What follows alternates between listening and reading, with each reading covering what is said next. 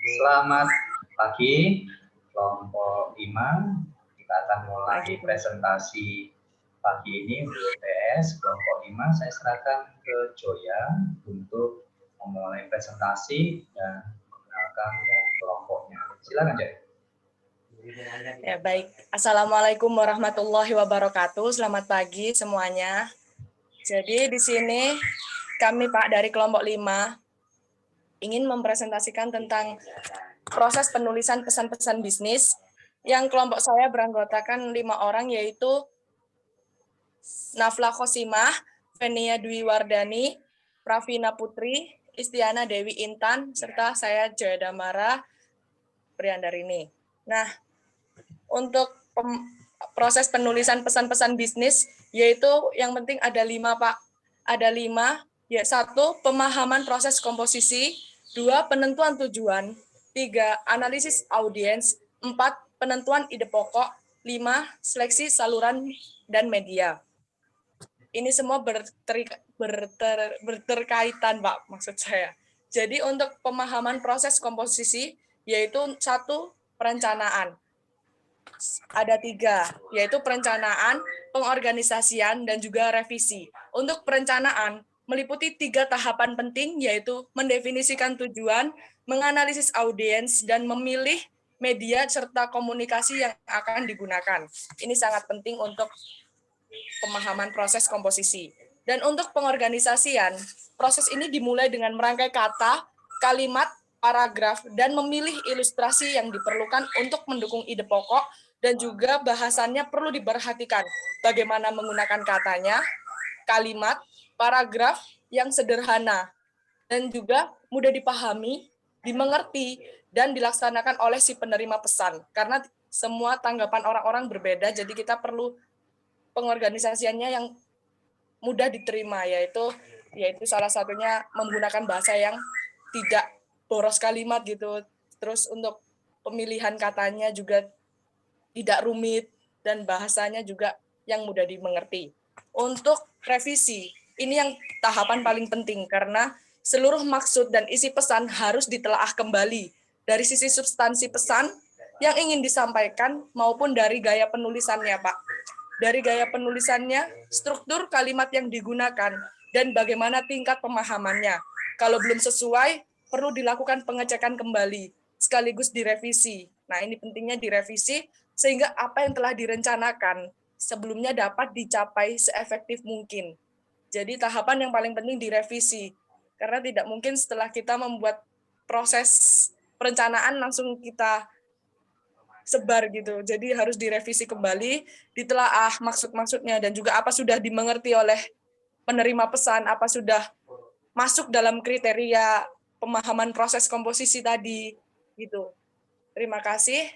Saya lanjutkan ke siapa yang untuk penentuan tujuan. Baik, saya lanjutkan. Selanjutnya adalah penentuan tujuan. Mengapa tujuan harus jelas? Karena tujuan yang jelas akan membantu mengarahkan Anda mencapai tujuan yang dikehendaki.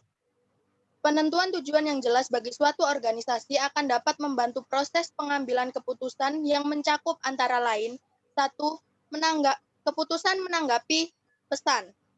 Jika pesan-pesan yang akan disampaikan memiliki pengaruh yang sangat kecil pada audiens, sebaiknya penyampaian ditahan dulu. Baliknya, bila sangat penting, maka akan membawa pengaruh yang sangat besar. Lalu yang kedua, keputusan menanggapi audiens. Komunikator perlu mempertimbangkan motif-motif audiens.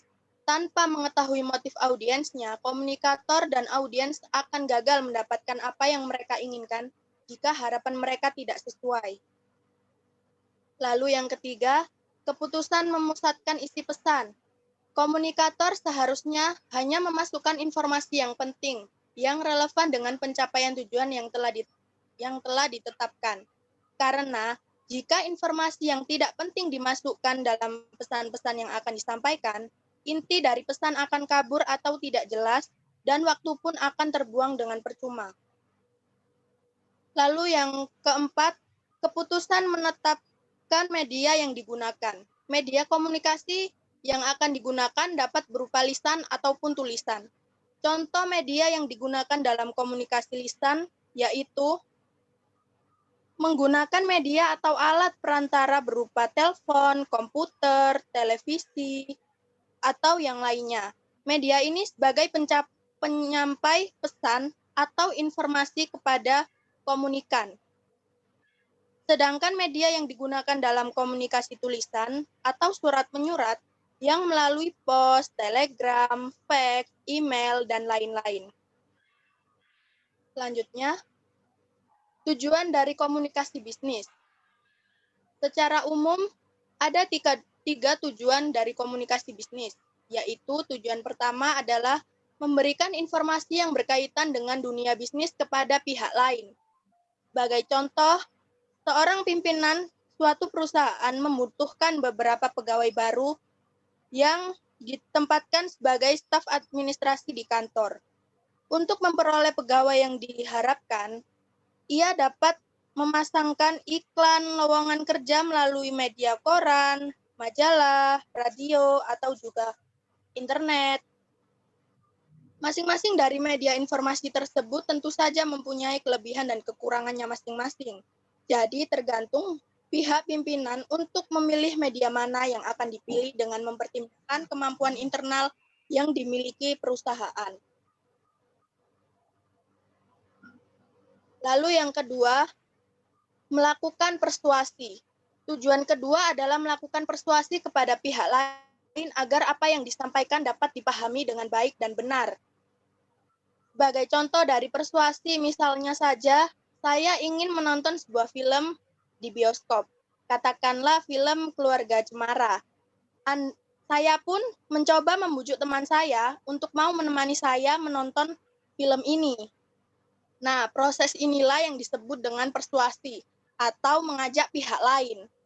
Untuk memperoleh hasil yang maksimal dalam bernegosiasi, tiap pihak perlu memahami prinsip win-win solution atau saling memperoleh manfaat tanpa merasa harus ada yang dirugikan.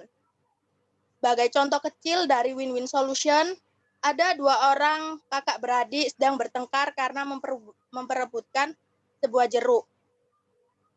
Setelah sekian lama berdebat, barulah mereka tahu bahwa salah satunya menginginkan daging buahnya untuk dimakan, dan satunya lagi hanya menginginkan kulit buahnya untuk dijadikan manisan.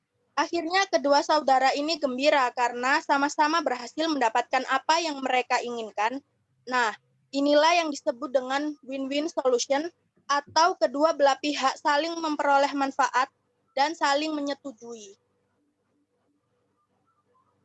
Lalu yang ketiga, melakukan kolaborasi atau kerjasama. Teknologi komunikasi sangat penting artinya dalam mempererat kerjasama dalam dunia bisnis.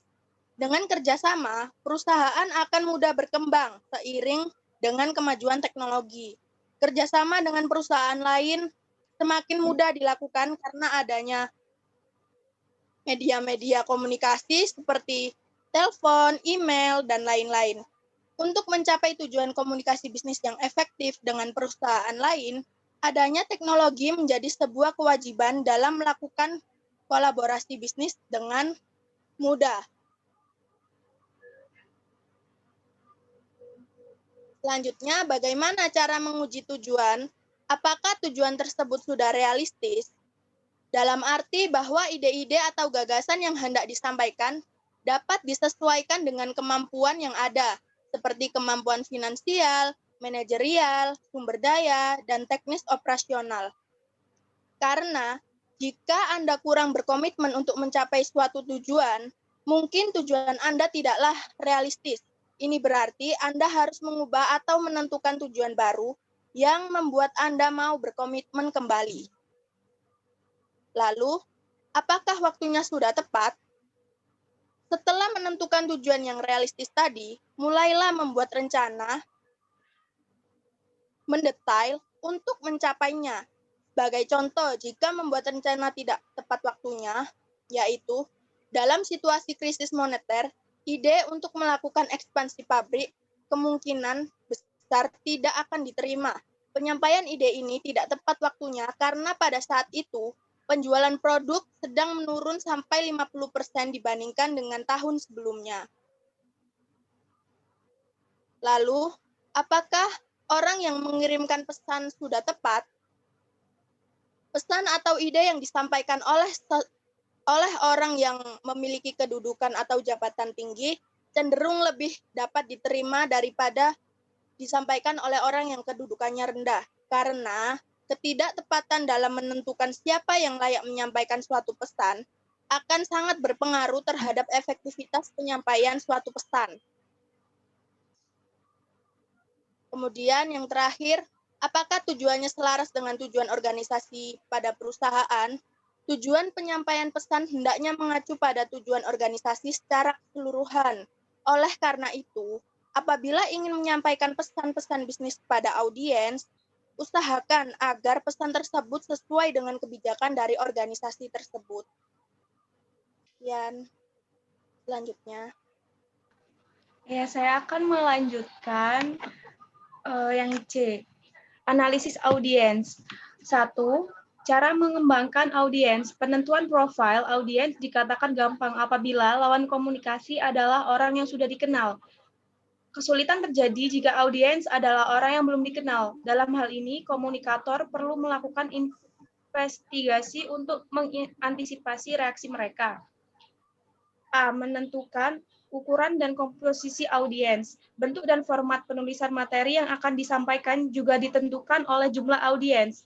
Audiens jumlahnya kecil, materi dapat dikemas dalam suatu laporan sederhana.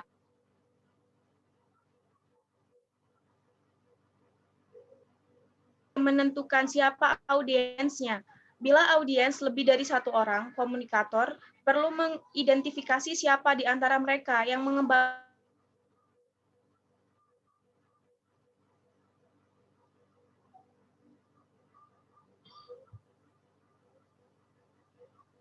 suka berdebat atau kurang kritis, presentasi sebaiknya disajikan langsung pada bagian kesimpulan dan saran-saran, karena jika diajukan berdiskusi, reaksi mereka kurang positif.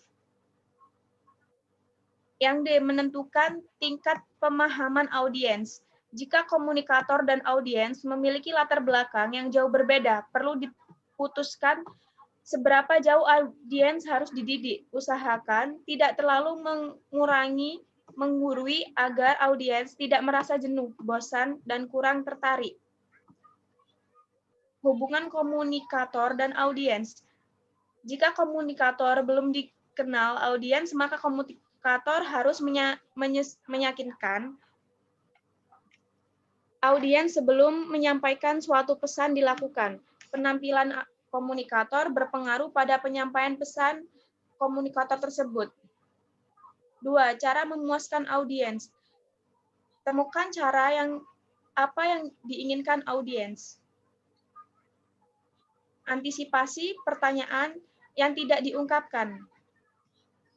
Berikan semua informasi yang diperlukan. Pastikan informasinya yang disampaikan akurat. Tentukan ide-ide paling menarik bagi audiens. 3. Cara memuaskan kebutuhan motivasional audiens. Pemberian motivasi sering mengalami kendala. Hal ini disebabkan adanya kecenderungan dari audiens untuk tidak mau mengubah sesuatu yang ada dengan hal yang baru. Salah satu cara mengatasinya adalah dengan mengatur pesan-pesan sedemikian rupa sehingga informasi yang disampaikan dapat diterima audiens dengan mudah. Sudah.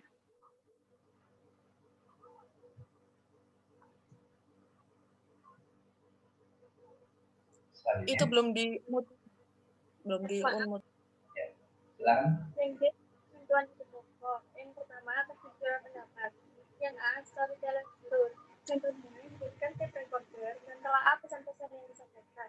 Dengarkan dengan teliti dan berlatihlah sehingga ide-ide pokok dari suatu pesan dapat ditemukan dengan mudah. Yang B, yaitu random list. Untuk dapat menemukan ide pokok, perlu menulis segala sesuatu dalam pikiran di atas kertas kosong. Pelajari hubungan ide yang satu dengan ide yang lainnya. Yang C, yaitu CFR atau Conclusion Findings Recommendation. Jika subjeknya mencakup pemecahan masalah, gunakan suatu lembar kerja yang akan membantu menjelaskan hubungan antara temuan, kesimpulan, dan rekomendasi yang akan diberikan. Yang D, yaitu Journalistic Approach. Pendekatan jurnalistik memberikan butir yang baik sebagai langkah awal menentukan ide pokok. Jawaban terhadap pertanyaan siapa, apa, kapan, di mana, dan bagaimana akan dapat menjelaskan ide pokok sebuah presentasi. Yang E yaitu question and answer time. Pendekatan yang paling baik adalah melihat dari sisi perspektif audiens. Kriteria surat pembaca yang baik. Yang pertama, isinya singkat, padat, dan jelas. Yang kedua yaitu pembatasan cakupan. Secara umum, penyajian informasi rutin kepada audiens yang telah dikenal hendaknya menggunakan kata-kata singkat. Cara ini dapat membangkitkan rasa hormat audiens kepada komunikator. Ide pokok yang lebih penting haruslah disampaikan dengan mudah dimengerti dan diterima oleh audiens.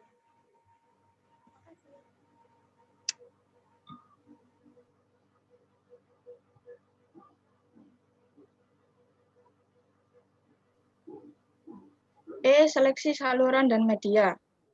Sebelum melakukan proses penyusunan pesan-pesan bisnis, ada baiknya kita berhati-hati dan teliti dalam menyusunnya, sehingga pesan yang telah selesai harus ditelaah ulang dan diperbaiki lagi untuk menjamin bahwa pesan bisnis tersebut tidak terdapat kekurangan, kelebihan, atau kesalahan. Pesan bisnis sendiri memiliki tujuan untuk dipahami oleh penerima. Oleh sebab itu, untuk mempercepat dan meningkatkan efisiensi penyusunan pesan perlu mengorganisasikan pesan dengan baik. Sebelum menyusun, ada baiknya kita memilih saluran dan media. Dalam pemilihan saluran dan media, sebaiknya disesuaikan dengan sifat pesan, tingkat kerahasiaan, biaya operasional pengiriman, formalitas, dan harapan penerima. Saluran komunikasi sendiri terdiri dari komunikasi lisan dan komunikasi tertulis. Komunikasi lisan. Salah satu kebaikannya adalah kemampuannya memberikan umpan balik dengan segera. Saluran ini digunakan apabila pesan yang disampaikan sederhana, tidak diperlukan catatan permanen, dan audiens dapat dibuat lebih nyaman. Komunikasi lisan antara lain seperti pembicara lewat telepon, wawancara kerja, pertemuan kelompok kecil, seminar, lokakarya, program pelatihan, pidato formal, dan presentasi penting lainnya. Semakin sedikit jumlah audiens, semakin baik interaksi di antara mereka. Yang kedua, komunikasi tertulis.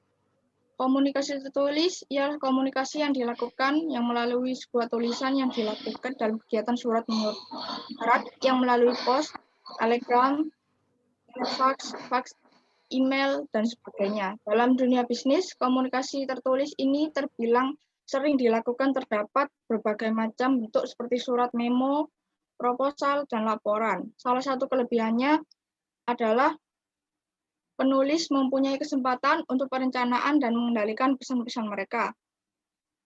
Berikut ini adalah tabel perbedaan dari komunikasi lisan dan komunikasi tertulis. Komunikasi lisan memiliki umpan balik segera dari audiens, maksudnya umpan balik lebih cepat.